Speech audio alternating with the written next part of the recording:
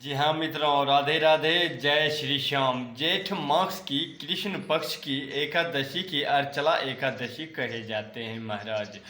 यह एकादशी मनुष्य को करने से अनेकों अनेकों और अनंत अनंत जन्मों से पापों से मुक्ति हो जाते हैं।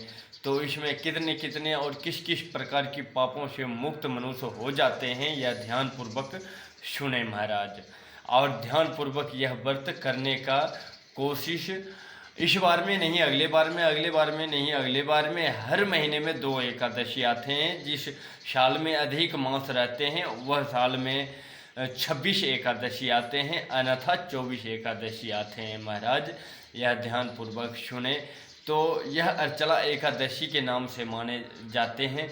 और इसमें कौन कौन सा प्रेत योनि से मुक्ति होना और मनुष्यों को धन संपदा से हर अभिलाषा को पूर्ण होना, और इसमें गर्भपात जैसे पापों से मुक्ति होना, ब्रह्म हत्या जैसे पापों से मुक्ति होना, समझ जाइए। अनेक अनेक अनंतों अनंतों जन्मों से किसी भी वस्तुओं पे अभिलाषा बना हुआ हो, मेरा कामना बना हुआ हो, वह पूर्ण नहीं हो रहा है, वह पूर्ण होना।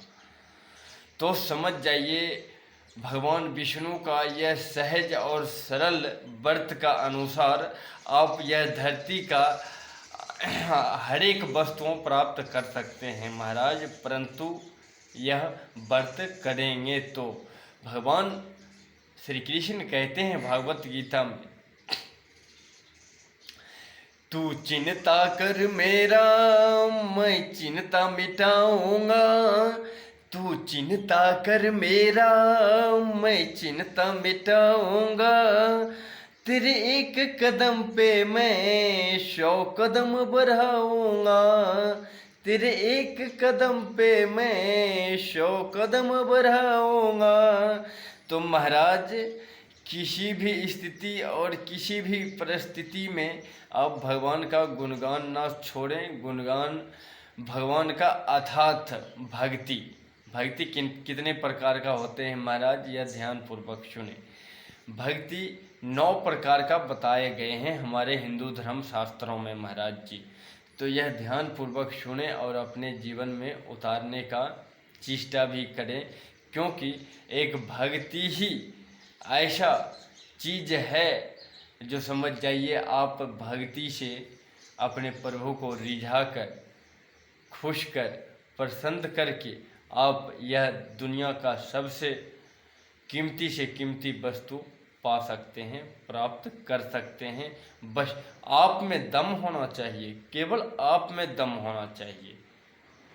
भक्ति करने का दम, भक्ति करने का दम यदि आप में हो गया तो समझ जाइए, ये भी भक्ति करने का दम आप अपने आप से पैदा नहीं कर सकते महाराज जी। यह भी बहुत उल्टा दृष्टि है यह भागवत की।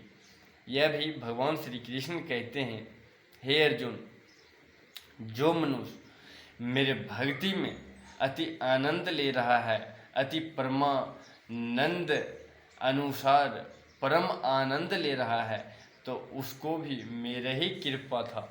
इसी वजह से तो वो आनंद और परम आनंद का अनुभूति में खोया हुआ है।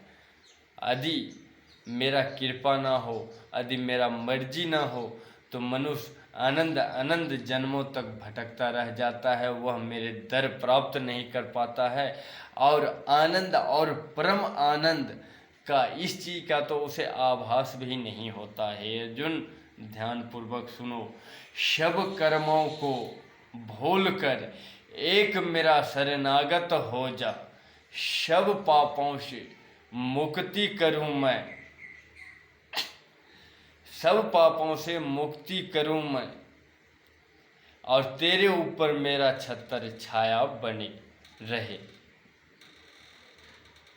अर्जुन को कहते हैं भगवान श्री कृष्ण भगवत गीता में, सब मोह माया का भूलो, तुम एक ही कर्म करो कुल क्षेत्र में, और योद्धा का बीच रहते हुए तुम युद्ध कर सकते हो, यह तेरा धर्म है। प्रथम धर्म आत्मरक्षा, आत्मरक्षा प्रथम धर्म, दूसरा धर्म, जिस परिस्थिति में हम हैं उस परिस्थिति का अनुसार हमें खुलकर सामना करना चाहिए, चाहे जिस भी परिस्थिति में हम हैं। तो महाराज भगवान श्री कृष्ण कहते हैं, तू चिंता कर मेरा मैं चिंता तू चिंतन कर मेरा मैं चिंता मिटाऊंगा, तेरे एक कदम पे मैं 100 कदम बढ़ाऊंगा। कुछ अज्ञानी और कुछ मूर्ख मनुष्य तो ऐसे भी कहते हैं, सुदामा जी जैसे महारथी को कहते हैं, क्या सुदामा जी कौन था? सुदामा जी तो एक दलिद्र था, सुदामा जी तो एक गरीब था। नहीं महाराज, सुदामा जी गरीब नहीं था और सुदामा जी दलिद्र भी नहीं था। सुदामा जी तो महाराज यह धरती के सबसे बड़ा सम्राट था। यदि यह धरती का और यह सबसे बड़ा दुनिया का कोई सम्राट है तो एक ही सम्राट है, वो है सुदामा, वो है सुदामा। तो कुछ मनुष्य कहते हैं सुदामा दलिद्र था, सम्राट क्या रहेगा। कुछ मनुष्य कहते हैं सुदामा तो गरीब था, यार वो सम्राट क्या रहेंगे बताओ।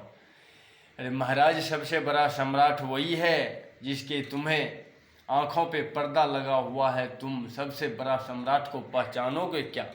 तुम्हारे ज्ञानों पे पर्दे पड़े हैं, तुम सबसे बड़ा सम्राटों को पहचानोगे क्या? तो इसलिए आज ध्यानपूर्वक सुनिए और देखिए सम्राट है कौन और समझिए। सुदामा तो यह दुनिया का सबसे बड़ा सम्राट था महाराज जी। आजकल का मनुष्य जो गरीब है, जो दलिद्र बोल रहा है, तो मैं बताता हूँ दलिद्र का विख्याता क्या है, अर्थात गरीब का विख्याता क्या है। ध्यानपूर्वक सुने। गरीब तो वो है मनुष्य जिसके पास धन तो है उसको और चाहिए। दलिद्र तो वो है मनुष्य जिसके पास सामान तो है उसको और चाहिए। परंतु सुदामा गरीब नहीं था, सुदामा दलिद्र नहीं था। सुदामा तो यह दुनिया का सबसे बड़ा सम्राट था महाराज जी, सम्राट जिसको कि कुछ नहीं चाहिए था, कुछ नहीं चाहिए था। एक बार यही दृश्य द्वारिकाधीश श्री कृष्ण भी देखकर अचंभा में पड़ गया। वाह यार, वास्तव में कोई यार मेरा है तो वह सुदामा है। इसको यार यह जगत में रहते हुए इसको कुछ नहीं चाहिए, यह जगत का कोई वस्तु इसे नहीं चाहिए। वाह क्या बात है, वास्तव में कोई यार है तो ये सुदामा है। इसको कुछ नहीं चाहिए जगत में रहते हुए भी। चाह गई चिंताई गई मनमा भयो बेपरवाह, जिसको कछु नहीं चाहिए वही द्वारिका का सच्चे शहंशाह। मतलब महाराज जी वह सुदामा जी को कुछ नहीं चाहिए था। चाह गई चिंताई गई मनमा भयो बेपरवाह, जिसको कछु नहीं चाहिए वही द्वारिका का सच्चे शहंशाह। महाराज जी जब द्वारिका नगरी में सुदामा जी पहुँचे तो वहाँ द्वारिकाधीश श्री कृष्ण खुद आसन पर से नीचे बैठकर और सुदामा जी को अपने द्वारिकाधीश जो राजा का राजगद्दी थे उस पे बैठाया गया है सुदामा जी को। तो यही दृश्य आप देखो। सबसे यह दुनिया का सम्राट कौन था? तो सुदामा जी। चाह गई चिंताई गई मनमा भयो बेपरवाह, जिसको कछु नहीं चाहिए वही द्वारिका का सच्चे शहंशाह। द्वारिका का सच्चे शहंशाह कौन था महाराज जी? सुदामा जी। सुदामा जी को कितने आदर से बैठाकर मेरे भगवान श्री कृष्ण और उनके चरणों धो रहे हैं। आप बताओ सच्चा शहंशाह द्वारिका का कौन है? सच्चा शहंशाह वही है मेरे महाराज सुदामा जी, जिसे कि आज का मूर्ख और अज्ञानी मनुष्य दलिद्र बोलते हैं, उसे गरीब बोलते हैं। अरे गरीब तो वो क्या रहेगा, गरीब तो बस वो मनुष्य है जिसके पास सामान तो है उसको और चाहिए, जिसके पास धन तो है उसको और चाहिए। गरीब वो है महाराज जी, दलिद्र वो है, सुदामा नहीं है। सुदामा तो यह दुनिया का सबसे बड़ा सम्राट था। आज ध्यान पूर्वक सुनिए और यह स्तुति अपने गांव और अपने समाज, अपने दोस्त यारों में और सुनाइए जो सुदामा का परिस्थिति क्या था और सुदामा जी किस स्थिति में प्रभु तक पहुंच गए और प्रभु को परम धाम को प्राप्त करने का तो दूर बात है, वह ने दो लोगों को प्राप्त कर लिया है। बताओ, इतने महत्वपूर्ण किसी में है क्षमता अभी कलयुगों का मनुष्य में? किसी में नहीं है महाराज। केवल भक्ति करने का तो सामर्थ्य नहीं है किसी में, बहुत कम, वो भी 100 में 2-4, जो 2-4 से भी ज़्यादा रख लो, 25 रख लो, 75 का संख्या अभी ऐसा है महाराज, 75 का संख्या अधर्म, असंगति, अविचार, समझ के इस प्रकार की मनुष्यों अभी 75% घूम रहे हैं।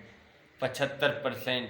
यदि कोई सच्चा भक्त है तो 10%, 15%, और उसी को अनुसार यह सृष्टि संपूर्ण प्रेम पूर्वक चल रहा है। जहाँ तक चल रहा है शांति पूर्वक, तो वही धर्मी और वही महापुरुषों का आशीर्वाद है जो यह सृष्टि बिल्कुल शांति पूर्वक चल रहा है और परमात्मा का कृपा।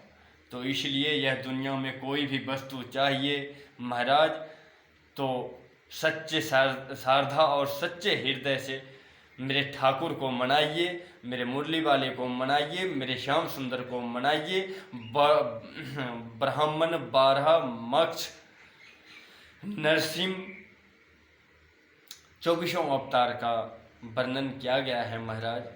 यदि आपको पसंद हो जो भाई मेरे 24 अवतारों का वर्णन महाराज जी सुनाइए, तो आपको ध्यानपूर्वक सुनाया जाएगा 24 अवतारों का कथा, और आपके लिए एक स्पेशल वीडियो बनेंगे, उसमें भगवान श्री कृष्ण का 24 अवतारों का वर्णन किया जाएगा और कौन सी अवतार कौन सी जगह का है यह भी आप लोगों तक कन्फर्म करवाया जाएगा। प्रेम से बोल दीजिए ना राधे राधे।